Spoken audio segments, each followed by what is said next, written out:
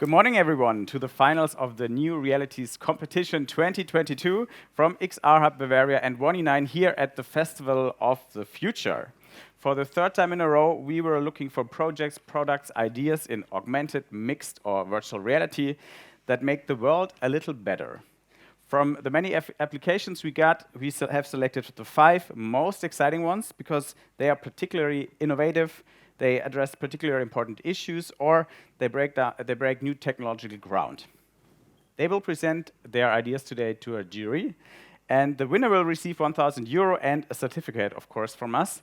All participants will be covered in our eine digital magazine, will be part of our podcast, so everyone gets something, but only the winner gets €1,000.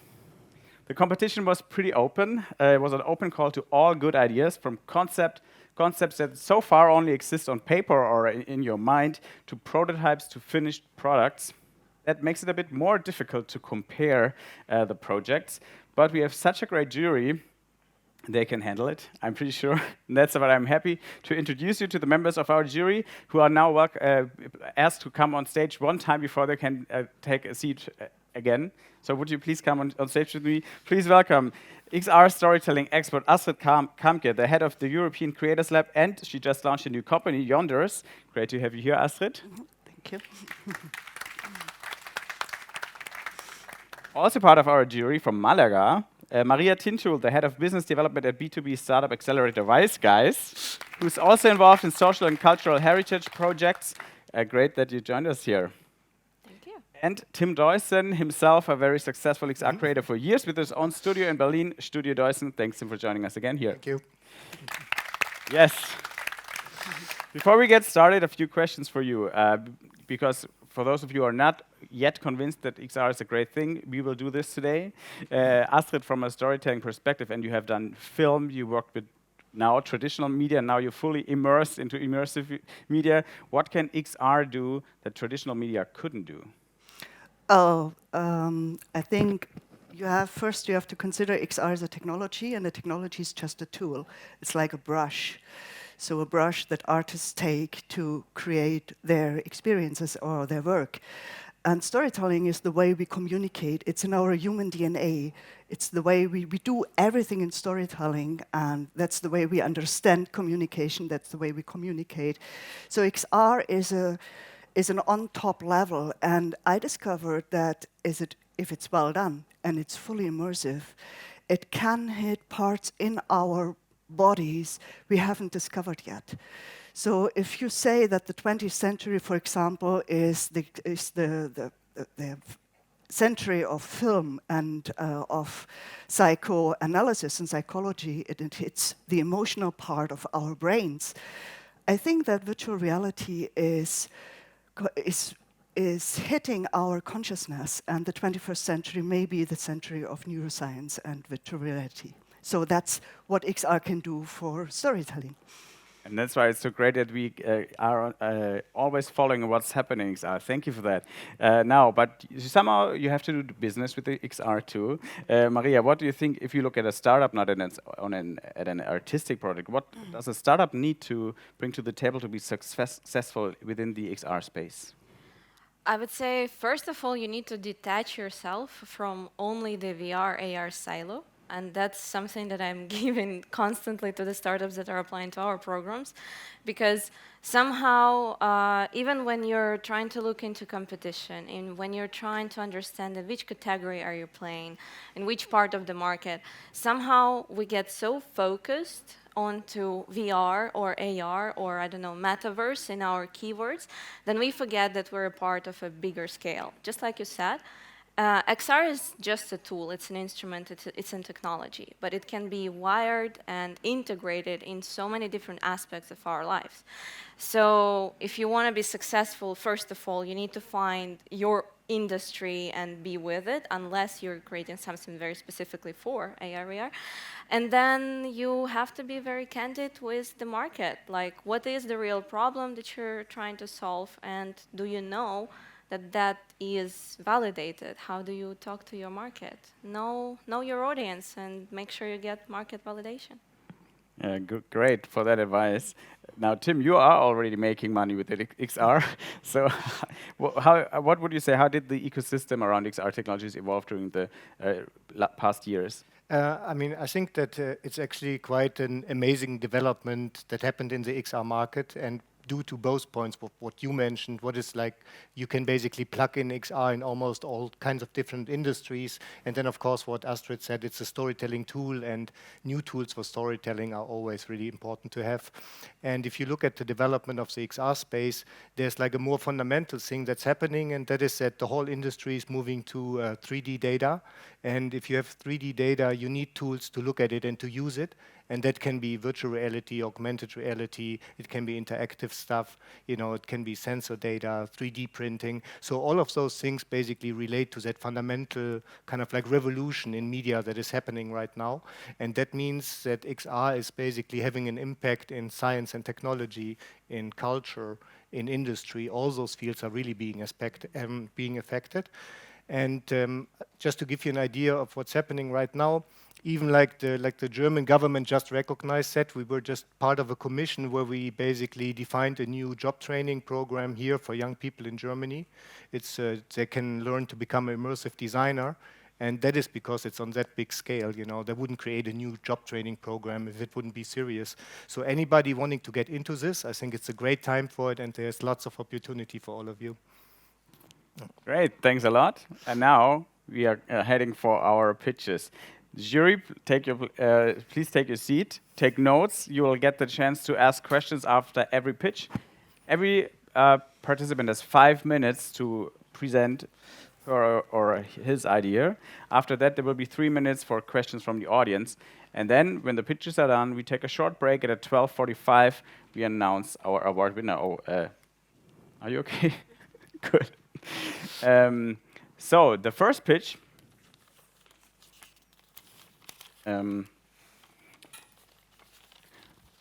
will be about a very fascinating project called Incarnating the Wind, and it's Saurabh Indra who will present it. So a warm applause, and I'll give you the start signal, and from there it's 5 minutes.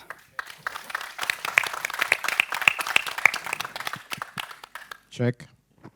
All right, mic works, you got the clicker, so here we go. So, hi. We were wondering about two arcs in human history.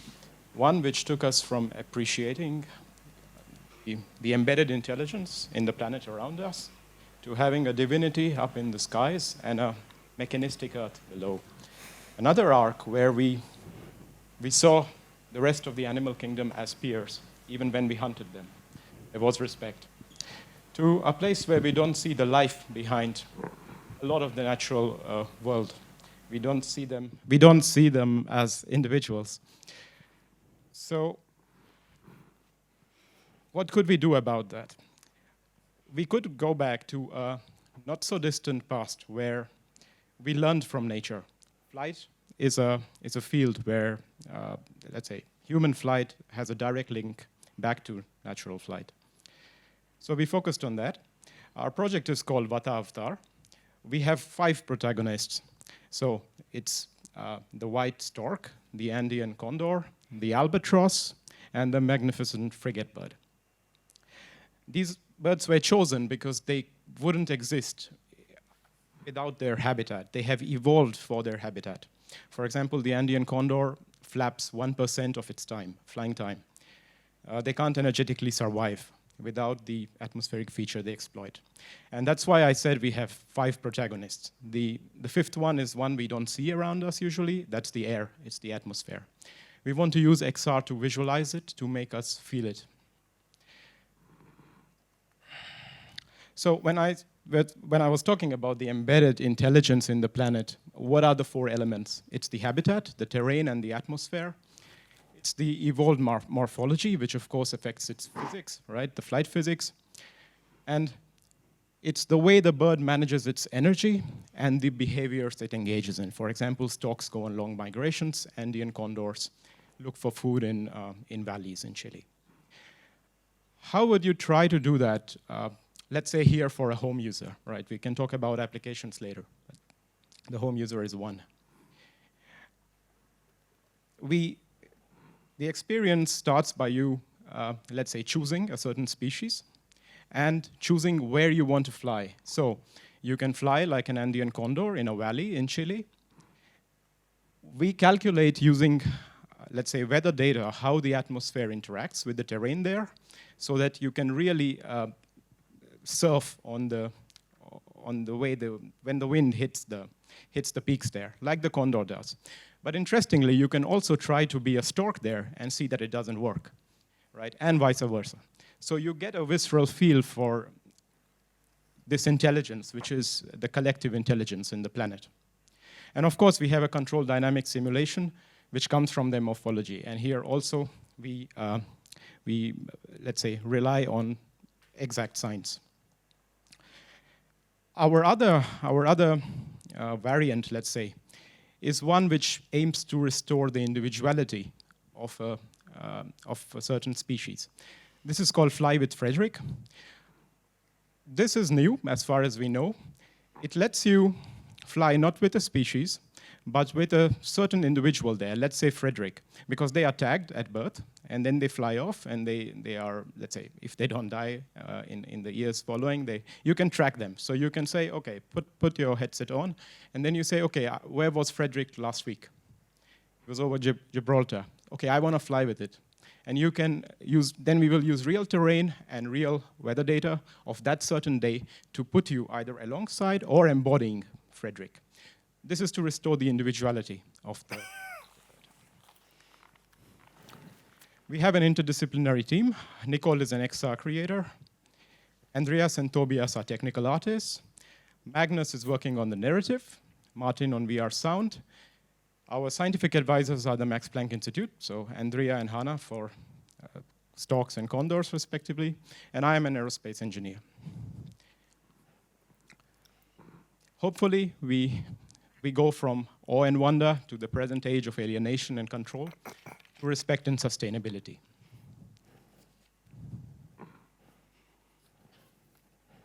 Just some nice videos to show how the atmosphere really looks. This is a real thermal, how it moves in the wind, which we are now visualizing with Unreal Engine. This is a real flock of storks exploiting that. And you see they are pretty good. Okay, the one below is not, but the others are. So you see it's a very dynamic environment, and we do visualize also atmospheric effects.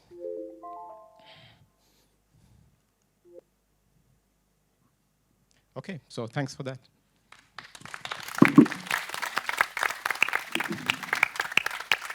Thank you, Saurabh. Please stay on stage. You will have to answer questions, as promised. And now to Maria has the first question, please.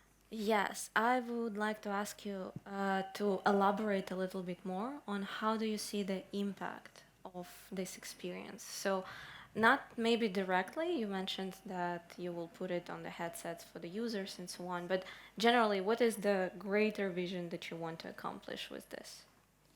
In terms of business or in terms of social? In terms of idea. In terms of idea. So it's these two things. We want to restore a sense where we don't just talk about species in general, that the species is endangered, but if we can make it about individuals, which a child has been following for 3 years, you tend to care more about individual stories than story of masses, right? This is one impact, that's the individuality part. The other part is about seeing the fact that a species evolves for a certain niche, right, in atmosphere, in terrain. If that atmosphere changes, as it is now, right, so those flows are changing, this intelligence, which came from evolution, cannot react that quickly. So those species are threatened then. So these were the two parts, and we want to take it to the, when talking a bit about markets, we are taking it to the home user. So we don't use custom hardware, for example, right? You know some experiences which do, right, flight. So yeah, that's my answer to that. Thank you. Just another question, Tim, please. Yeah, I mean, I would follow up on that because you say you were targeting like the consumer market. Yep. And, you know, so if you use something like the Oculus, there's limits in terms of performance, Sure, and visual, and you were talking about using kind of like visuals of the real landscape. And how do you want to tackle that? like the fact that the simulation data is much bigger, much more heavy than something like that might be able to handle?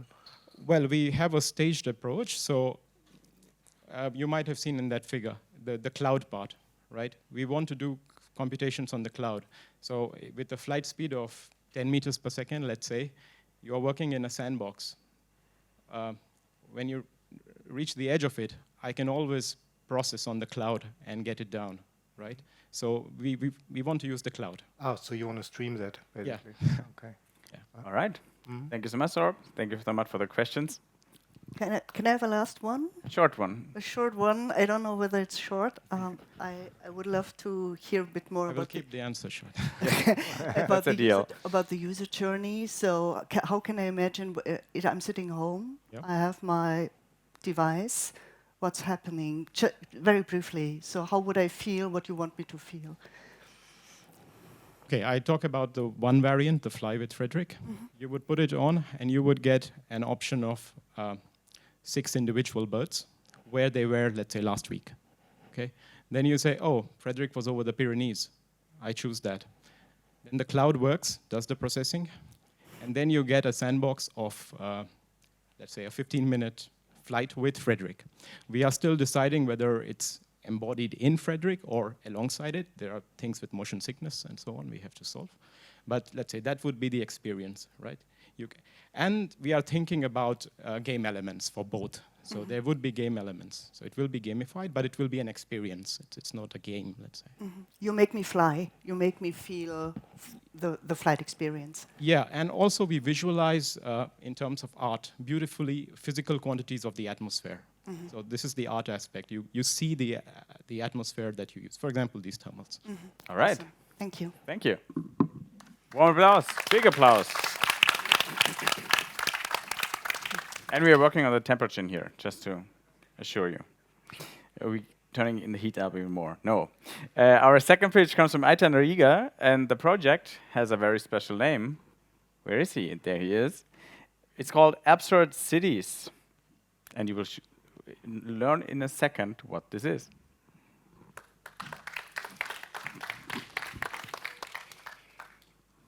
Good morning, everybody. Okay, you go. I have to start it. So I'll just start with a short story. When I moved to Berlin a few years ago, one of the first thing that struck me is the fact that somehow bicycle is always faster to get around than public transportation. I find it kind of absurd when those super powerful transportation systems are at best as fast as riding a bicycle.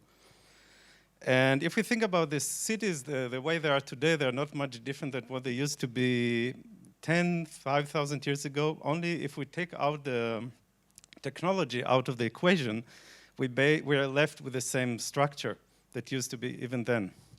Like, for example, this static division between transportation and pedestrian. So we have bottlenecks because transportation is limited to their places. On the other hand, pedestrians are not free to roam their cities as they might have been able to. We face new challenges today. For example, our cities are getting bigger and bigger. There's pollution, light pollution, air pollution, sound pollution, but not only. For example, for 15 years now, e-commerce is a major thing, but still public transportation never addressed this issue seriously. Or why do we still have those tireless buses that shake all the buildings when they ride on the streets? And when they have to maintain their infrastructure, they destroy communities for half a year and have all those ugly wires above the streets. And in general, do we really have to base our urban transportation system on things that were invented 200 years ago? It's just a question. Paris, for example, was an old medieval city with narrow streets that was developed organically during all the ages, and in the 19th century, they just torn down streets and make it adapted to the new times. This is what we are trying to do with our absurd cities. It should be a video projection installation, interactive, combined with augmented reality, such in goggles and smartphones, where people could play around with all the elements of transportation, traditional or new, or futuristic, by moving around physical objects and so forth. We have a few very interesting, important parameters like interaction. We want to create a situation where mostly people interact with each other, because interaction leads to discussion, and discussion leads to new ideas. We also want to have some fun and absurdity, because when we take things a little bit lighter, people get to more innovative ideas, I believe so. But most important is the real-time data. We don't know today, when we get on a bus, how much energy is used, what's the quality of service is. When people play around with the elements of the city, of the transportation, they can know what happens and get educated decisions. We got an LOI from the Zukunft Museum in Nuremberg, but we want to have this thing not left as just an art installation, but to record the data and ideas that came from participants and take it in the future to decision makers. So basically, in order to make this thing happen, we need funding, of course, but we would like to have on our team software engineers, people who specify in simulation, or just if you are interested in transportation, that will be really awesome. So thank you, and now I'll answer questions.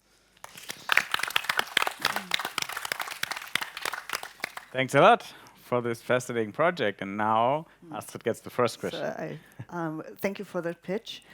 Did I get it right that this is supposed to be an interactive experience where I, as a user, can interact or change certain elements and make decisions?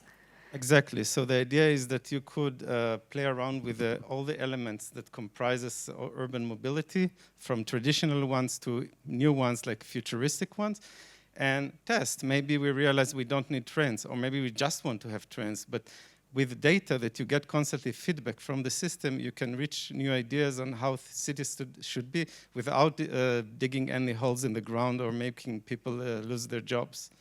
Mm-hmm. Other questions? Maria, please. I have two questions. So first is about your reach. Do you plan to somehow involve people from who are not coming to exactly the place where you will have exhibition, but actually somehow inject the ideas, because you told you want to implement the future ways of handling the transportation and so on. I imagine if you give it for the open call, it could be even more interesting ideas. So this part, and then second, how do you plan to scale it? Is it going to be one city or more? So I'll start with the second question. Originally, that was designed on the problems that Berlin is facing. But the idea is to have a random city. And this should be a mobile thing. So you could basically take it to anywhere in the world, at any city, and people could see, they know their city, and they could play around with objects. I mean, basically, at the end of the day, every city have the same means of transportation. So it should be a mobile thing, and residents of different cities can see how they can improve their cities, because this is most important for them. And if you could just repeat the first question, I couldn't. Short version, please. Do you plan to attract universities or open call for incoming ideas?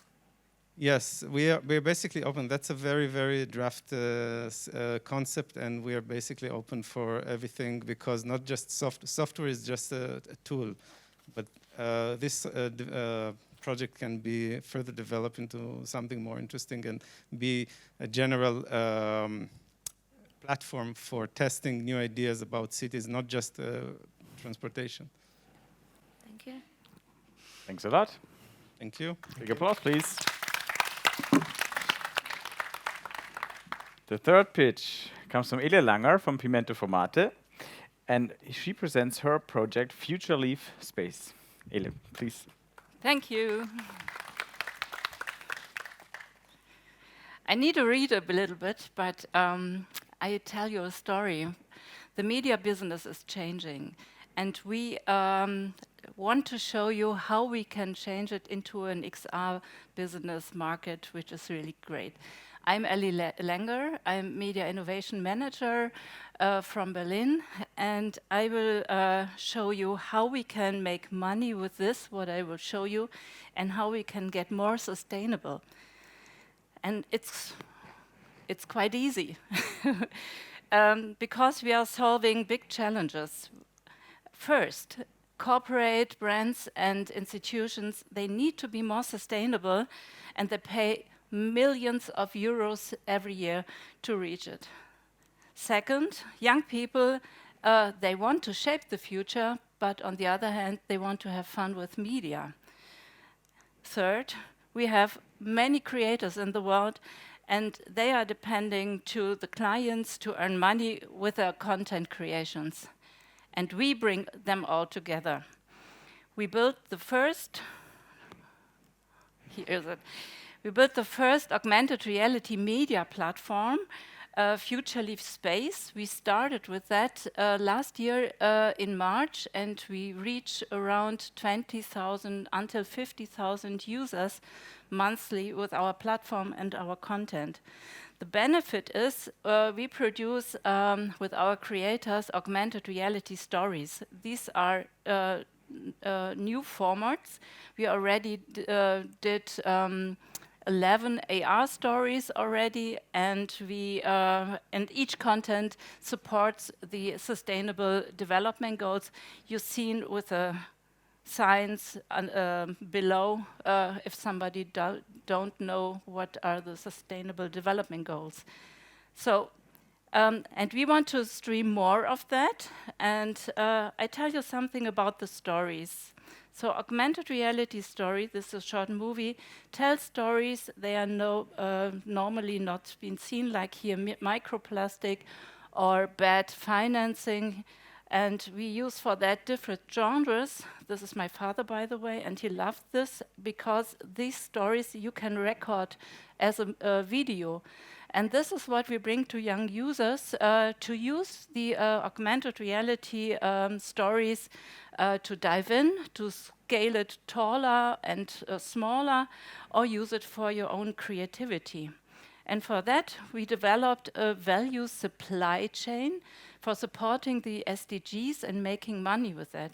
And this works in first steps. The client's network pay for the content and put the money into a creator fund. The creator can pitch their ideas, or they can get money for their own ideas and can produce it. Then we have these AR stories we make on our platform and the community. And this is a win-win situation because we have an ecosystem for this, because as more as content is out, more people watch it and more sustainability is in the world. For that, we built an ecosystem with platform, community, and technology, but we have a vision. We want that anyone can create AR stories by themselves. This is our prototype, and it's very easy. From the Future Leaf platform, you get the content, and these are videos, graphics, and animations created by creators, paid by others, and complete AR scenes, and everything is measuring with leaves. So if you are part of this app we want to develop, then you get as much as you use this tool and spread out sustainability content, then you get leaves. This is our team. We want to shape the future media, and we are professionals in different areas, but we need more developer to develop it. And we are professionals, so we did it for a longer time, but the focus is to solve the big problem these clients and users have for us. And there is no better time to believe in us and to follow us. Thank you. Thank you so much for this inspiring pitch. Are there questions from our jury? Astrid, please. Maybe I start. Thank you, Ellie, for this pitch. I think I got the business model. I think I understood that. But could you elaborate a bit more about the sustainability aspect and what is that to create leaves? Is it just a currency inside your system, or is it something that has a real impact in real life? This has a real impact in real life because our focus is to tell stories about the SDGs, because only 30% knows about it. And the sustainability is we are green hosted on a green hosting platform, and the blockchain will be green hosted as well. And the value to the token content currency, this is make the sustainability skills visible. So if corporates are engaged and bring content and money into the system, the user can like them and like these activities, and their sustainability skills will be visible through the counting leaves. Thanks. Other questions? Oh, yeah. Okay. First off, you told that your users will eventually have the opportunity to also create the stories. How do you plan to do the content moderation? And how long do people actually spend in the app? What's the average session? The second... what is the average session length for the application from the customers, users? The users can create the stories because they get. We built the library of AR content, a 3D model, but also videos and other content. So we want to build to enable people to build new formats. So new kind of storytelling. If someone is interested in one topic, that they can decide, okay, this is a very interesting content. I bring it together and make a user journey with augmented reality. And the length of time of the story you meant? No, how long users are staying in the app exploring the stories? Oh, okay. Good question. Thank you for that. Because we're measuring very strongly how successful is our AR experience. And we watch that from the beginning, users come back and users take 4 times longer as in normal, in other media like videos. Because the environment is very important for the experience. And this is one of the reasons why they come back, because it's another experience when you have this experience in your living room or in a park or in the city. So, and this is the fact, and this is the impact as well, to use the stories to show your perspective, because you can scale it very great, and you're changing the perspective. You can be in butterfly, by the way, and you understand the topic better. And on the other hand, with the creativity part, you are the knowledge is more impact. So, and this is what we try to make, and looking for funding, for followers. So if you are interested in, everybody follow us and watch what we are doing. Thank you. Yes, please do so. Thank you for this presentation. Now we mix up XR with exoskeletons. Well, not we, but Robin Wenck, who's the next presenter from Lightshape. All right, please start. Well, yeah, thank you. My name is Robin Wenck. I'm co-founder of Lightshape. And I'd like to introduce to you XR Haptic, which is an XR caregiver training. It's a BMBF-funded project. And it's a joint development, so there are several partners. There's the University of Tübingen, the Fraunhofer IAO, Fraunhofer IBA, the Evangelische Heimstiftung, GI, and the University of Stuttgart. So what is it about? It's an XR mixed reality simulator for caregivers with force feedback via an exoskeleton. And what has been our motivation? You have to know there are more than 2 million people which are being taken care home at home, and one of the caretakers are either professionals which are working in facilities like social stations.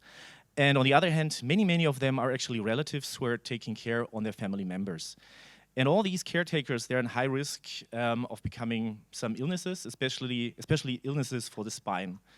And XR addresses these caretakers in order to prevent them of becoming basically the next care case. So it consists of two components, and one of it is the XR training. So this is an XR training platform. What you can see here, this is a scenario where two people are in one physical space. So there's one trainee and one trainer, and they're working with a virtual avatar. The big advantage of the avatar in that case is that people can basically focus on their own motion instead of taking care on the patient. Because if the virtual avatar falls on the floor, it doesn't matter, no one really cares. So that is all good. And so this is for, basically for giving them the space to focus on their own. What it does, it has, actually it's a distributed VR training platform, so that means it's not only in one physical space, there are several spaces which can be connected. And for us, we do not really care if there is one person or many in them, each one of them can be individual. And that gives the opportunity that each one could be basically a hub, which is probably more suitable for more complex hardware installations. And of course, people which have like an Oculus Rift or something, they can use it at home and don't have to leave that and can just take part in these interactive sessions. So what does it consist of? Of course, there's the XR training platform, which is the basis is our engineering platform HCC that we have developed in the past. So the multi-user, multi-location, all that has already been in there. But of course, we needed to develop some more features like full body tracking. It enables either professional hardware, but of course, consumer hardware as well. And we have session and motion recording. And this is quite important because we're not only able to record the video stream, but also the entire motion. And that enables in-depth analysis of the motion of the trainees. So you can record the trainer, you can record the trainee, you have several steps to analyze it, you have several modes for displaying like different transparency modes. And you can basically speed control it. And of course, it does have the advantage that the trainee can review it anytime later. And there's the second component, which is the exoskeleton. I'll show you real quick how this works. This is just one part of it, but it is a force motion situation. So that means the user's motion gets guided that, that he learns that it's becoming properly. And yeah, we see this more actually on a long-term perspective because that needs some more development. As you can see, the backpack, there's just one part of it is developed right now. It's the right arm, and it's mounted on a rail system, which allows advanced motion simulation. And of course, that is not the home version. That would be like installed in a facility where you can connect those sessions. Yeah, I have some feedback for with potential users that I brought with me. So that is, they're talking about the potential advantages for people who are taking care or are participating in this program. Die virtuelle Schulung entgegen der realen Schulung war zwar gewöhnungsbedürftig, Exohaptik gibt mir aber die Möglichkeit, zu Hause zu sein und auch in der Nähe meiner Frau, und das tut uns gut. Der Vorteil ist, dass wir gar keinen echten Patienten mobilisieren, sondern uns einfach darauf konzentrieren können, was die eigene Körperwahrnehmung betrifft, dass der pflegende Angehörige sich selber in den Fokus nimmt und üben kann, ohne dass jemand gefährdet wird. Yeah, I'd like to close with that statement. And yeah, thank you for your attention, and I'm happy to answer your questions. Thank you for the pitch. I didn't know about this nice music that they play when you're out of time, but you were just on time. Now, please, some questions from our jury. Tim, please. My question would be, that is a really broad approach you have right now. So do you have any kind of like strategy in terms of what you would realize first and how you would go about it? And, yeah, the first focus would definitely be on the XR platform because there the prototype is already there, so that would work. The exoskeleton definitely is something more for the long term.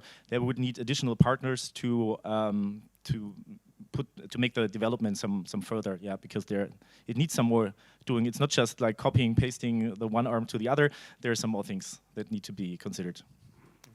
I thought you had a question too. That kind of answered my question. I wanted to know where are you in your development state, what's already there, and what would be the next steps?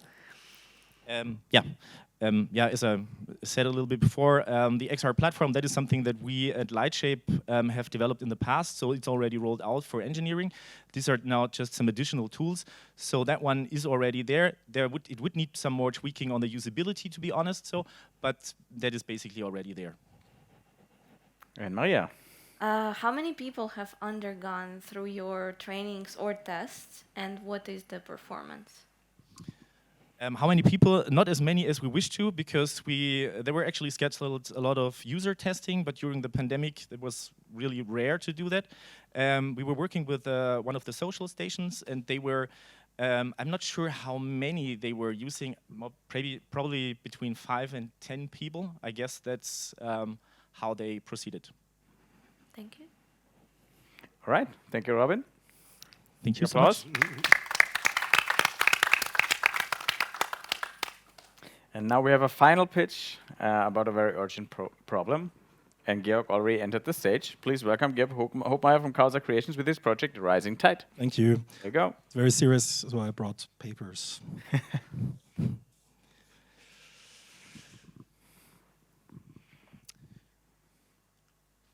Oh, that's the end of the slides.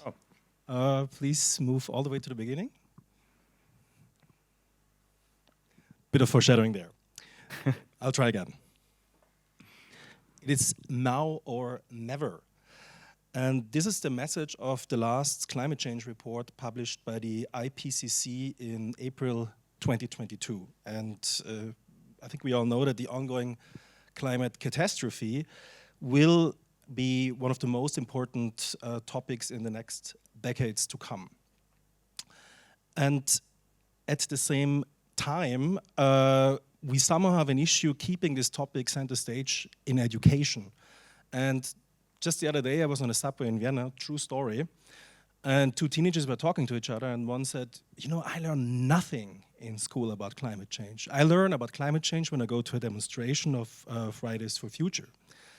So we could have an entire conference now on why schools are failing in that regard.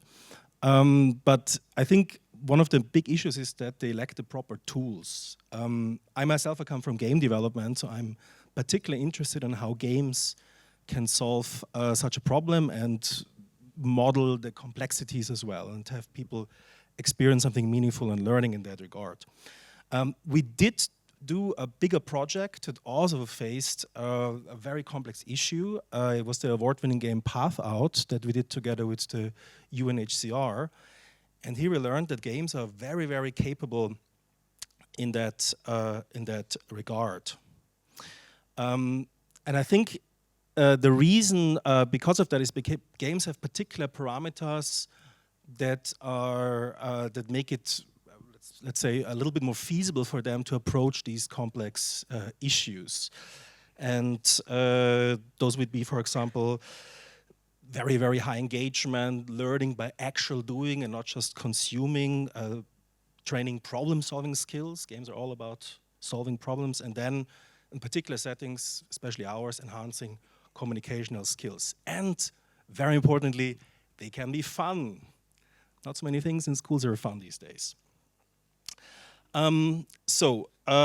What is Rising Tide? Well, in a nutshell, it's a mixed reality game. So you can imagine students pushing tables together, finally getting out of their chairs, grabbing a tablet. In some countries, they do have technology in schools, and then engaging with each other over the course of an hour and learning about climate change by identifying issues, taking decisions, and solving problems. Or, of course, taking the wrong decisions and then seeing how this catastrophe unfolds. These are not students, these are actually some of our developers, and you see some footage from the early prototype. The game's user interface is, well, the planet. You move around the planet and you identify these problems and then you resolve them or either not.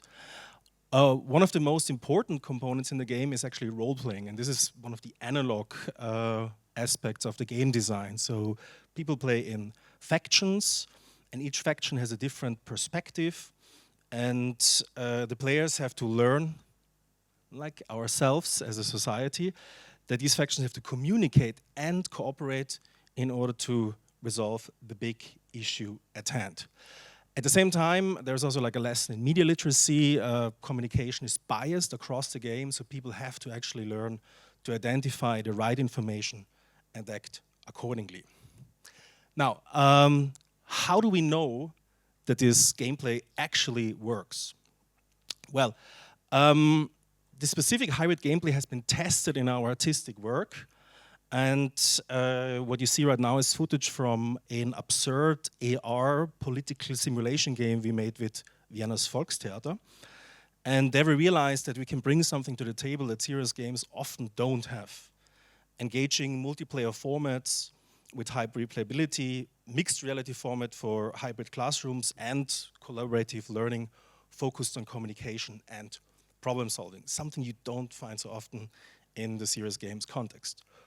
Oh, and last but not least, where is this project at right now? It just received funding from Vienna's Wirtschaftsagentur, and we will be developing a fully functioning pilot with our partners at Terre des Hommes, coming to classrooms in the fall of 2023. Thank you.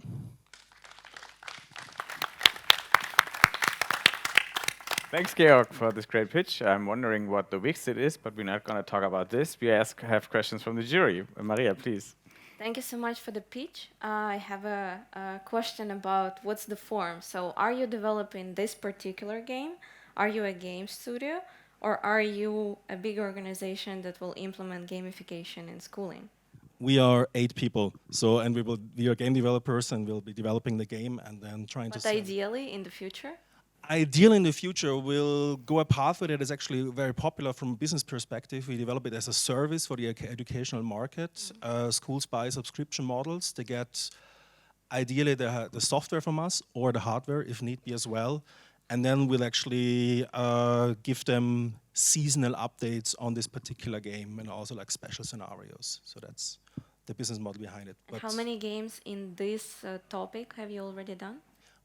We did Vienna All Tomorrows, and then we did actually a particular research project called Play XR, where we developed the technical foundations for this. So there's like an underlying system for a hybrid gameplay with like editors and everything, which is also future-proofed for to use other devices but tablets. And in that scenario, we developed 4 to 5 prototypes, and the most developed one was Rising Tide, and is now being brought into the pilot stage. Thank you. More questions? That's okay, Tim. Maybe just one more question. I don't know how it is in Austria with the schools, but in Germany it can be quite challenging to get things like that into the school. So what are your plans there? Or do you have experience with that already? Yeah, we're not doing this in the Austrian market. Short story. That's the best answer. Yeah, no, we are working together with a sales team from the UK. The UK is a very strongly developed market when it comes to educational technologies. And together with them, we already identified pilot projects. We also have our negotiation with a partner, a school cluster in the UK. But it will first go via international schools, especially schools in the Middle East and other identified schools, Southeast Asia, curiously enough. And after that, we come back to Europe. It's a very Austrian thing. First, you have to be famous abroad, and then you come back. Well, that's German too, I guess. I was just thinking of listening to your pitch and thinking of the school system here, and I have an 11-year-old, and I know there's not even internet in schools. So how would you? Is there any politician here in the place who could maybe answer that? The minister just left. We don't even have internet in public spaces and in schools. It's such a sad story. Having tools like that to, well, that's not a question. It was just a remark. Thank you for your pitch. So we will see it probably in Germany in 2025 or something, but it's still going to be great. Thank you so much. So Thank you so much to our jury, but especially to our 5 participants who pitched their great ideas. Now the jury will have 55 minutes to decide who's going to win the New Realities competition in 2022. In the meantime, you can either have food at the yard stage. There is food. There's not as much variety as we wanted to have because the COVID pandemic killed one of our food trucks. Well, not literally, sorry, but they didn't have the personal. But there's food, great food in the yard. And if you are not hungry, stay here at the Dome. There will be art at the Dome at 12 o'clock. Artworks from UK artist Libby Heaney, an artwork called End that was made with a quantum computer, and it's really fascinating. We have Kingdom of Not from our local artist Dominik Schatz from Lichtgestalten, and together with Philipp Kaiser, they created it, and they are actually doing all of this during the festival. And also from local hero Betty Mu, we have Vortex and Flower Fondue, which is also pretty impressive. So those of you who are not part of the jury, stay here, come back latest, all of you, at 12:45, and then you can stay here all day, because after that, there will be a lot of pitches on the metaverse, which is pretty close to XR. So thank you, and see you later. All right, everyone. So thank you so much again for taking part in the New Realities Competition 2022 by 1E9 and the XR HUB Bavaria. Thank you for your 5 great projects that you presented to us. They are all great. That's why we chose them to be here. But only one is the winner of this year's competition. And it's my, pleasure, or I have to deliver the message to the other 4 who didn't win, to announce that the winner of the New Realities Competition 2022 is Rising Tide, presented by Georg Hopmeier. Georg, please come on stage. Now this is only the temporary version. He will get an official one. This is my handwriting. That shouldn't be on a certificate. But anyway, there you go. Thank you. So what do you think about that? Yeah, I mean, I sweated a lot on the train yesterday. And here? And I think we do have a climate catastrophe. So I think it's amazing. Thank you so much for this opportunity. Great. Now we want to ask the jury why they chose your project. Who wants to start with giving us a bit of an insight in your discussion? Maybe I start with mentioning all the other projects, because it was really amazing what you pitched. And you may have realized in that room that the projects are so different and not comparable at any means, that it was really hard for us to make a discussion about it. So we decided, after realizing that we can't compare or make any judges on comparison, that we decided to focus on the impact a project can have. And Maria nailed it somehow in the room behind. Nail it again. Nail it again. I think the biggest part of what we can and should look into is how far can we integrate these things and how big of a scale can this be influenced by. And I think that the education and basically helping the future generations to actually have this as a norm, to have this conversation fully open and be aware of it, and constantly have it as just a casual thing that they are struggling to fight every single day, is extremely important. So we thought that there is a potential to actually have the positive impact for the betterment of society. Great. Tim? Yeah, and I would just really add to that a little bit. I mean, we had some discussions about the school system here in Germany and Austria. Those things are quite kind of dinosauric. They're already dead, but they don't know yet. And I really think that games like that and formats like that are really needed to crack open the systems that are here, because it's super important to get kids to be enjoying education and to kind of develop and learn that format. And I'm looking really forward to seeing that and playing it, actually. And maybe just as a last thought, all the other projects, of course, as Astrid said, they were quite amazing, and I'm sure that they're going to go somewhere. Be it like Flying with the Wind is quite poetic. I really love that. What you're doing with AR is fantastic.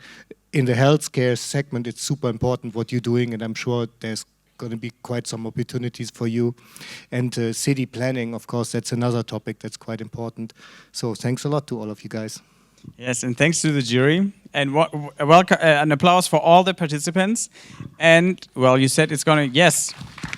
You said it's going to be released in late 2023.